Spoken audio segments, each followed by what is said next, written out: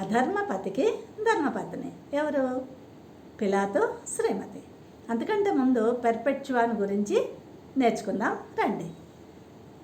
తన ప్రాణమే పోతుందని తెలిసినా నేను క్రైస్తవురాల్ని అని ధైర్యంగా చెప్పింది బిబియా పెర్పెచ్యువా. ఈమె ఉత్తరాఫ్రికాలోని తానేషియా ప్రాంతానికి చెందింది. ఈమె తండ్రి గొప్ప ధనవంతుడు, రాజకీయవేత్త. అతడు తన పిల్లలందరికంటే ఈమెను ఎక్కువగా ప్రేమించి గారాబంగా పెంచాడు. ఈమె బాల్యమంతా భోగభాగ్యాలతో గడిచిపోయింది. ఈమె గ్రీకు, లాటిన్ భాషల్లో రాయడం, చదవడం కూడా నేర్చుకుంది. అప్పటికి క్రైస్తవ సంఘం ప్రారంభ దశలో ఉండి ఎన్నో హింసలు పొందుతోంది. అయితే పెర్పెచ్యువా తన వద్ద ఉన్న బానిసలైన లివోకటస్, అతని భార్య ఫెలిసిటీల ద్వారా క్రీస్తును తెలుసుకొని విశ్వాసంలో బలపడింది. ఆమె భర్త ఆమెను క్రీస్తును విడిచిపెట్టు లేదా నేను నిన్ను విడిచిపెట్టేస్తానని చాలా హింసిస్తూ ఉండేవాడు.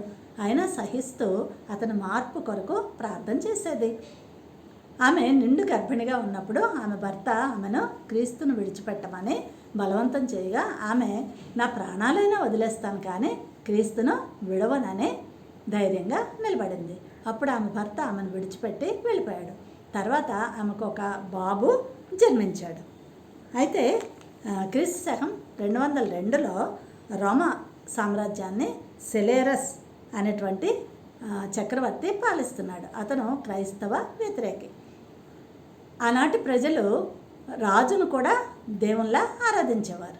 కానీ క్రీస్తుని ఆరాధించేవారు ఎవరు కూడా మరి ఇంకెవరిని ఆరాధించరు కదండి. అందుకని ఆ చక్రవర్తి ఒక ఆదేశాన్ని జారీ చేశాడు. క్రీస్తుని ఎవరైతే వెంబడిస్తారో వాళ్ళకి మరణశిక్ష అని. ఆ వరుసలో ఒక గృహంలో ఆరాధన చేస్తున్న పెర్పెచ్యువా బృందాన్ని రోమా సైనికులు బంధించి చెరలో వేసేశారు. ఆ దుర్గంధంతో నిండిపోయిన ఆ గది ఆమెకు నరకప్రాయంగా ఉంది. అయితే ఆ విషయం తెలుసుకున్న వాళ్ళ పాస్టర్ గారు సెచ్యూరస్ గారు అక్కడికి వచ్చి జైలు అధికారితో మాట్లాడి కొంచెం మెరుగైన స్థలానికి వాళ్ళని మార్చి పసిబిడ్డను పెర్పెచ్యువాకి అందించి వెళ్ళిపోయారు. వీరు ప్రార్థనలో గడుపుతూ ఉన్నారు. పెర్పెచ్యువాకి ఒక కల వచ్చింది. అందులో ఒక సన్నని నిచ్చెన, దాని నిండా కత్తులు ఉన్నాయి. ఆ నిచ్చెనకు పై భాగంలో ఈ సెచ్యూరస్ పాస్టర్ గారు నిలబడి ఆమెను పిలుస్తున్నారు. ఆమె వెళ్ళడానికి సిద్ధమవుతూ ఉండగా పెద్ద సర్పం ఆమెకు అడ్డొచ్చింది. ఆమె దాంతో పోరాడి దాని తల తొక్కి పైకి ఎక్కింది. ఆ పైన ఆకాశంలో తెల్లని వస్త్రాలు ధరించిన ఒక వ్యక్తి ఆమెకు మధురమైన ఆహారాన్ని ఇచ్చారు. ఈ కలను ఆమె వారందరితో పంచుకుంది. అప్పుడు వాళ్ళకి అర్థమైంది, వారు ఈ పాపలోకాన్ని వదిలి హతసాక్షులుగా మారబోతున్నారు అని ఎంతో సంతోషించారు. వీరి విశ్వాసాన్ని చూసిన ఆ జైల్లో అనేక మంది యేసుక్రీస్తు నిజరక్షకుడని గ్రహించారు. అంతేకాదు వుడెన్స్ అనే జైలు అధికారి క్రైస్తవునిగా మారిపోయాడు. వారిని బలపరచడానికి మరి స్వచ్ఛందంగా హతసాక్షిగా మారడానికి ఈ సెచ్యూరస్ పాస్టర్ గారు అక్కడికి వచ్చారు. అప్పుడు వీళ్ళందరినీ కూడా న్యాయసభలో నిలబెట్టి రాజుగారి విగ్రహానికి చిటికెడు సాంబ్రాణి ధూపం వేస్తే వదిలేస్తామని చెప్పారు. అయినా సరే వీరు సస్సేమిరా అన్నారు. అప్పుడు చివరిగా క్రీస్తు శకం 203 మార్చి 7వ తేదీన వీరందరినీ కొలేషియంలోకి తీసుకువెళ్ళారు. వెళ్ళేటప్పుడు వీళ్ళందరూ కూడా ప్రజలందరికీ పాటలతో దేవుని సువార్తను ప్రకటించారు. అక్కడికి వెళ్ళిన తర్వాత క్రూర జంతువులైన చిరుతపులులు, అడవి పందులు, ఎలుగుబంటి, ఇంకా మదమెక్కిన ఎద్దులు ఇలాంటి వాటన్నిటిని వదిలేసి వాళ్ళని చిత్రహింసలు పెట్టారండి. అయినా సరే వాళ్ళు వెనుదీయలేదు. ఇంకా చివరిగా ఆ థియేటర్ మధ్యలోకి వాళ్ళని తీసుకువెళ్ళి అక్కడ వాళ్ళని తాళ్ళతో బంధించి గొంతు కోసి చంపేశారు. చూసారా, వారు సంతోషంగా క్రీస్తు కొరకు తమ ప్రాణాలను అర్పించి హతసాక్షులుగా మారిపోయారు. ఇలా 21 సంవత్సరాల పెర్పెచ్యువా సకల సుఖాలను, తండ్రిని, కన్నబిడ్డను విడిచిపెట్టి క్రీస్తు కొరకు తన ప్రాణాలను అర్పించేసింది. అనేకులకు, అలాగే మనకు కూడా ఆమె స్ఫూర్తిదాయకం కాదంటారా?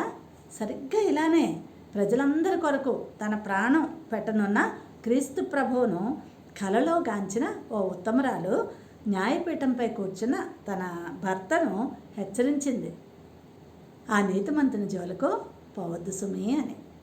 ఇంతకు ఎవరామే అంటే అధర్మపతికి ధర్మపత్ని, కలలో కలవరము చెందిన కలువకంటి అనగా స్త్రీ.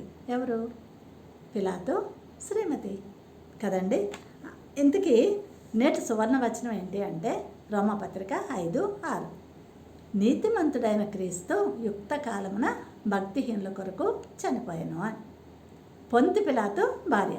ఈ పొంతి ఏంటి అనుకుంటున్నారా? పొంతి అనేది పిలాతు యొక్క ప్రాంతం పేరు.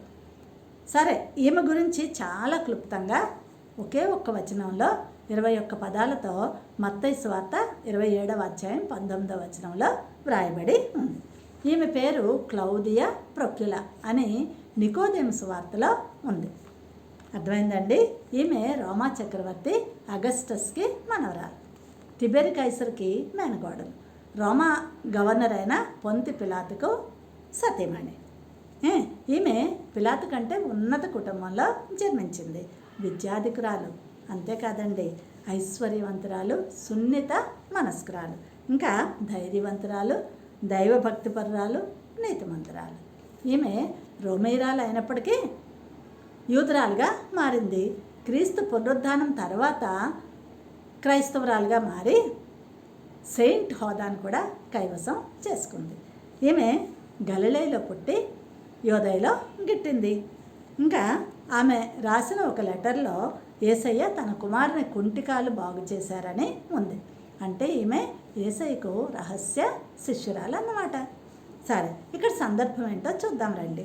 యేసుక్రీస్తు సకల మానవాళి పాప ప్రక్షాళన కోసం తన ప్రాణాన్ని పణంగా పెట్టే సమయానికి ముందు పిలాతు న్యాయపీఠం ఎదుట నిలిచి ఉన్నప్పుడు నిర్దోషి, నిష్కల్మషుడు, నిందారహితుడు, నిరపరాధి అయిన యేసును పిలాతు విచారణ చేయుచుండగా అతని భార్య, నీవు ఆ నీతిమంతుని జోలికి పోవద్దు, ఈ ప్రొద్దు ఆయనను గూర్చి కలలో చాలా బాధపడ్డాను అని వర్తమానం పంపించింది. ఆయన శిష్యులు కూడా చేయలేని పనిని ఆమె చేసిందండి. దేవునికే మహిమ కలుగును కాక. ఈ సుదీర్ఘ న్యాయ తీర్పులో యేసు పక్షాన నిలిచిన ఏకైక మహిళ ఆమె సుమ. సరే, స్వప్నాలు అనేవి దేవుడు భవిష్యత్తును తెలియచేయడానికి ఆ కాలంలో చాలామందికి ఇచ్చేవారు కదండి. మీకు ఎవరైనా తెలుసా? అబ్రహాము, ఇస్సాకు, ఫరో, యాకోబు, యోసేపు, దానియేలు, ఇలా చాలామంది ఉన్నారు కదా. మరి కొత్త నిబంధనలో అంటే మరియ భర్త అయిన యోసేపు, అలాగే జ్ఞానులు కూడా మనకి కనిపిస్తారు. సరే, ఇక్కడ ఎంత ఆశ్చర్యం చూడండి. శిక్ష విధించే, తీర్పు తీర్చే అధికారి అర్ధాంగి యేసుకు రహస్య విశ్వాసిగా, మరి అనుచరిగా ఉండడం, అలాగే భర్త తిరస్కరించిన వారిని భార్య స్వీకరించడం. ఇది తమాషాగా లేదా? చూసారా, నేటి దినాల్లో భార్యాభర్తల తుల సరిగ్గా తూగడం లేదు. భర్త విశ్వాస అయితే భార్య అవిశ్వాసిగా ఉంటుంది, భార్య విశ్వాస అయితే భర్త అవిశ్వాసిగా ఉంటున్నాడు. అందుకేనేమో పౌలు భక్తుడు 2 కొరింథీ 6:18 అంటాడు, అవిశ్వాసులతో విజ్జోడిగా ఉండకూడదు అని కదండి. ఇంతకీ శ్రీమతి పిలాతు కలలో ఏం చూసిందంటారు?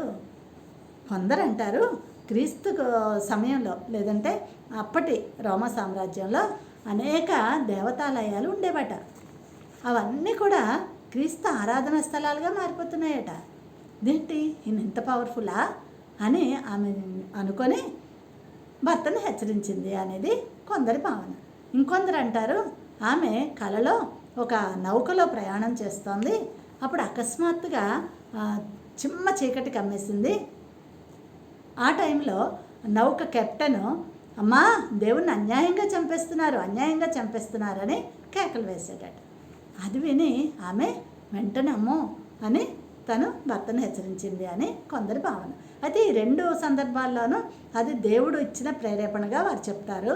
కానీ మరికొందరు ఈ కళ సాతాను ప్రేరేపితం అని కూడా చెప్తారు. అదేంటి, సాతానికి ఏం అవసరం ఆయన్ని ఆపడం అనుకుంటే, యేసయ్య కనుక సిలువలో మరణిస్తే అనేకుల హృదయాలను గెలుచుకుంటారు. అప్పుడు సాతాను చేతిలోంచి చాలా ఆత్మలు జారిపోతాయి కదండి, అందుకని ఆపడానికి ప్రయత్నించాడు అని. సరే, ఒక విషయం మీకు తెలుసా? క్రీస్తు శకం 327లో రోమా చక్రవర్తిగా కాన్స్టాంటైన్ పరిపాలిస్తున్నప్పుడు అతను క్రీస్తును నమ్మినందువల్ల ప్రజలందరినీ కూడా క్రీస్తును అనుసరించాలని శాసనం చేశాడు. ఆ సమయంలో ఈ రోమన్ దేవతాలయాలన్నీ కూడా క్రీస్తు ఆరాధనా స్థలాలుగా మారిపోయాయండి. ఇది నిజంగా జరిగింది.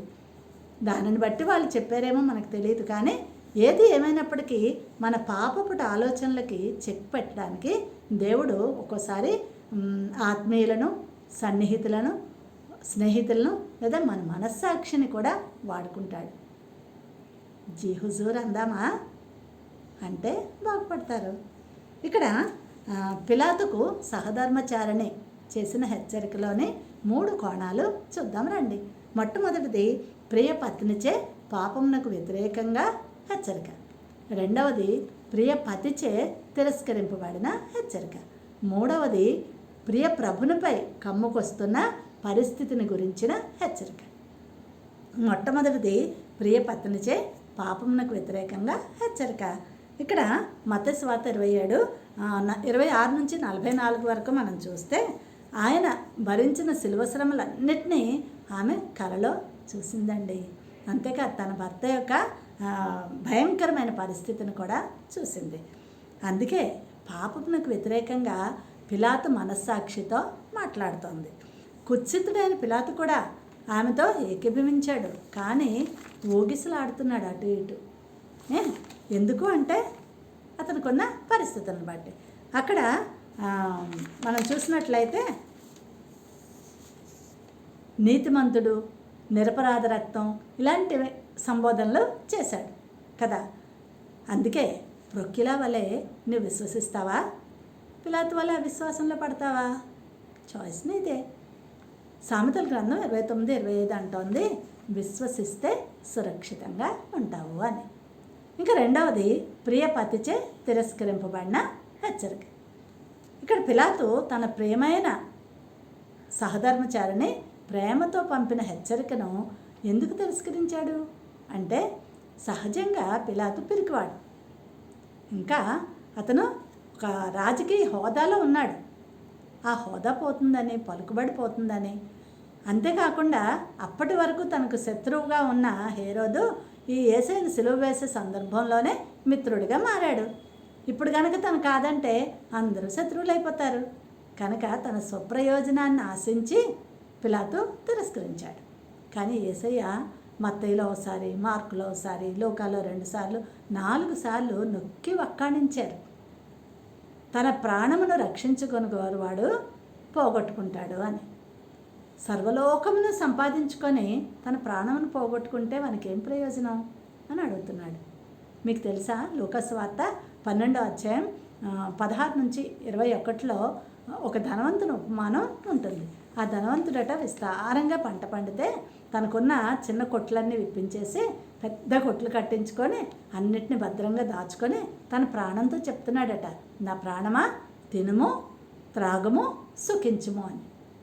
అప్పుడు దేవుడు వెర్రివాడా, ఈ రాత్రే నీ ప్రాణం అడుగుతున్నారు, నువ్వు దాచినవన్నీ ఎవరు అవుతాయి అని అడుగుతున్నాడు. చూస్తున్నారా? గనుక ఇక్కడ ధనవంతుడిని చూసినా, ఈ పిలాతుని చూసినా మీకు ఒక విషయం అర్థం కావాలి. దేవుని హెచ్చరికను పెడచెవిని పెడితే ఏం జరుగుతుంది? దేవుని దృష్టిస్తే ఏం జరుగుతుంది? ఆలోచించండి. ఇక్కడ పిలాతు మూర్ఖంగా తప్పుడు నిర్ణయం తీసుకున్నాడు. ఫలితం ఏంటో తెలుసా? తర్వాత సమరయుల పోరులో దుష్కీర్తి పాలైపోయాడు, పదవిచ్యుతుడైపోయాడు. ఆ అవమానం తట్టుకోలేక ఫ్రాన్స్కి పారిపోయి ఆత్మహత్య చేసుకొని చనిపోయాడు. అదండి విషయం. కనుక జాగ్రత్త.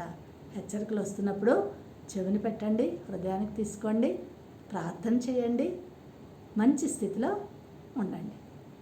మూడవది ప్రియ ప్రభునిపై కమ్ముకొస్తున్న పరిస్థితులను గురించిన హెచ్చరిక.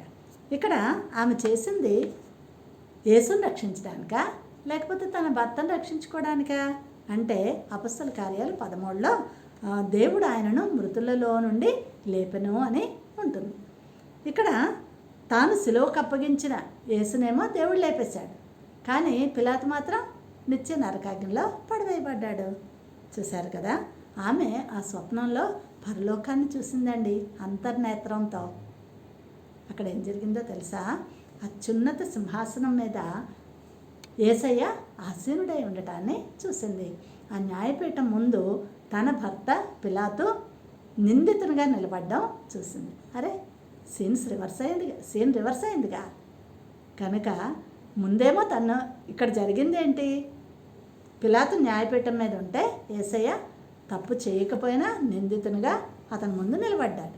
కానీ ఈమె కలలో ఏం చూసింది, పరలోకంలో ఏం చూసింది అని అంటే అత్యున్నత సింహాసనం మీద ఉన్న యేసయ్యను చూసింది. న్యాయపీఠం ముందు నిందితునిగా తన భర్తను చూసింది. ప్రకటన గ్రంథంలో మనం చూస్తే ధవళ సింహాసన తీర్పు ఉంది కదండి. అంటే జరగబోయేదాన్ని ముందుగానే ఆమె కలలో చూసింది అన్నమాట. చూసారా? కనుక ఈ పిలాతు సతి సత్సంకల్పంతోనే రక్షకుడైన యేసును శిక్ష నుండి తప్పించాలని శత విధాల ప్రయత్నం చేసిందండి. ఆమె సంకల్పం గొప్పదే, కానీ అది రక్షణ ప్రణాళికను తూట్లు పొడిచినట్లేగా. గనుక ఆమె నోటితో ఒప్పుకుంది ఆయన నీతిమంతుడు అని. మరి మనం ఎలా ఆయన ఒప్పుకోవడం అని అంటే, నేటి దినాల్లో వాక్యమై ఉన్న దేవుడు మనతో మాట్లాడుతూ అనేక హెచ్చరికలు చేస్తున్నాడు. కనుక మనం ఏం చేయాలి అని అంటే, ఆయన వాక్యంలో ఉన్న మాధుర్యాన్ని రుచి చూస్తూ ఆ వాక్యం ద్వారా వస్తున్న హెచ్చరికలను మనం తీసుకొని మనల్ని మనం రక్షించుకుందాం. ఇంతవరకు మనం ఎవరిని గురించి నేర్చుకున్నాం చెప్పండి? పిలాతు భార్య. ఆమె పేరేంటి? క్లౌదియా ప్రొక్యులా. రిఫరెన్స్ చెప్పగలరా? బైబిల్లో లేదు, నికోదేము స్వార్థలో ఉంది. ఆమె ఎవరి మనోరాలు? అగస్టస్ చక్రవర్తి మనోరాలు. మరి తిబెర్ కైసర్కి ఆమె ఏమవుతుంది? మేనకోడలు. ఆమె ఎవరి భార్య? పొంతి పిలాతు అనే గవర్నర్కి భార్య. ఆమె హెచ్చరికలోంచి ఎన్ని కోణాలు చూసాం అంటే 3 కోణాలు మనం చూసాం. మొట్టమొదటిది ఏంటి? ప్రియ పత్నిచే పాపమునకు వ్యతిరేకంగా చేసిన హెచ్చరిక. రెండవది ఏంటి? ప్రియ పతిచే తిరస్కరింపబడిన హెచ్చరిక. మూడవది ఏంటి? ప్రియ ప్రభునిపై కమ్ముకొస్తున్న పరిస్థితులను గూర్చిన హెచ్చరిక. మరి ఇవన్నీ చూస్తున్నప్పుడు మీకేమర్థం అవ్వాలి? పిలాతు భార్య వలె హెచ్చరికలు వచ్చినప్పుడు వాటిని గ్రహించి మనల్ని మనం రక్షించుకోవాలి. లేదా పిలాతుకు పట్టిన గతే మనకు కూడా పడుతుంది. కనుక జాగ్రత్త సుమా. వాక్యంలో నుంచి మీ హెచ్చరికల్ని స్వీకరించండి. సర్వే జన సుఖినో భవంతు. God bless you all.